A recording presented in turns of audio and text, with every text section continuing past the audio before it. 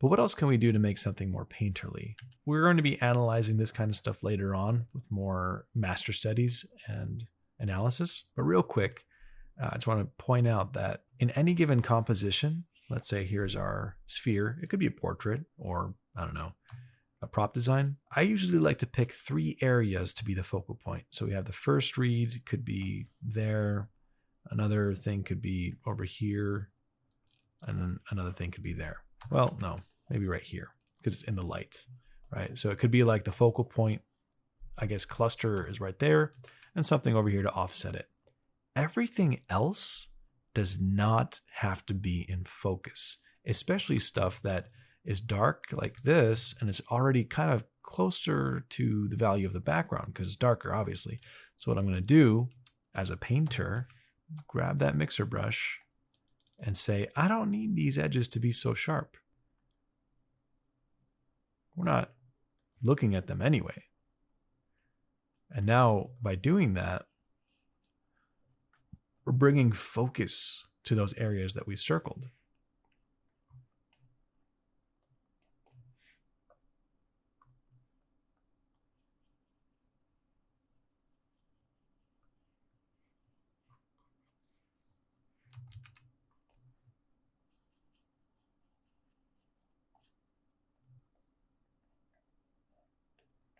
Right? It's not super clean, doesn't have to be. That's kind of the painterly look that I like to do, at least one element of making something look painterly by choosing where we want to look, and then everything else just sort of gets blurred. And when we do our master's analysis, like John Singer Sargent, Soroya, you'll see how they're doing this pretty much everywhere and letting the areas of interest be sharp or sharper than everything else in the piece, right? So I'm going to go ahead and do that over here. That doesn't need to be in focus because it's already, again, in shadow. Might as well just obscure it a little bit more. We don't need to let it call too much attention to itself.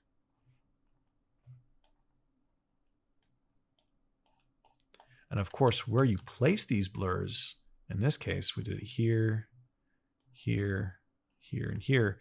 You can sort of create a gestural rhythm of areas that are blurred out. It gets pretty in depth if you really go into it. One of the reasons of why I chose not to make it super accurate is because, well, I planned on doing this anyway. Why bother making it too accurate when I know I want this to be in focus, not everything else?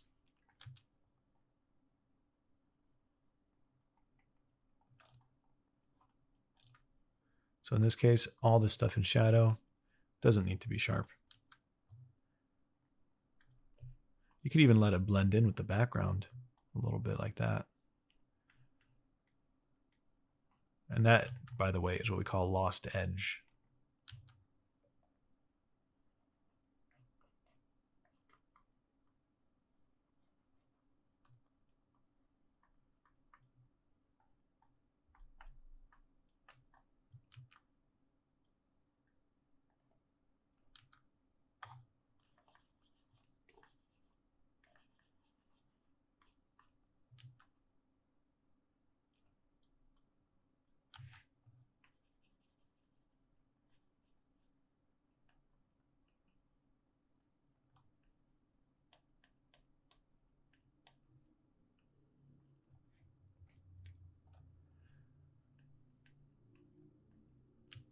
Now, if this is your first time doing something like this, don't worry. You don't have to worry about it being too perfect or looking like it's super believable.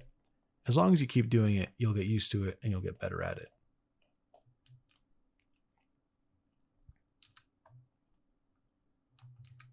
And I just want to get through all this so that we can get to the fun stuff later on. I just feel I can't skip this part because it's so necessary for understanding form for faces and heads. Now, I know we didn't do a grid floor or anything, but there is one last step you can do if you want to imply a bit of a contact shadow. What that means is I'll take if that's the floor color, I'm going to take the value of halfway to black as the shadow.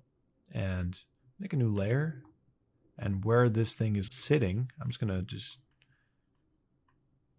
do that real quick. And I'm going to use the airbrush eraser. So eraser with the airbrush, make it bigger. And we're going to have a nice, very subtle ambient inclusion contact shadow.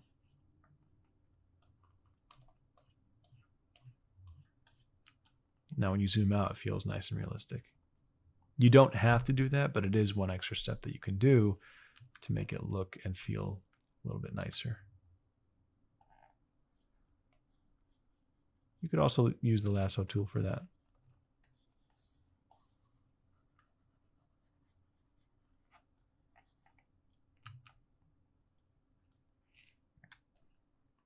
All right, that concludes the very extreme basics of understanding form with these simple shapes.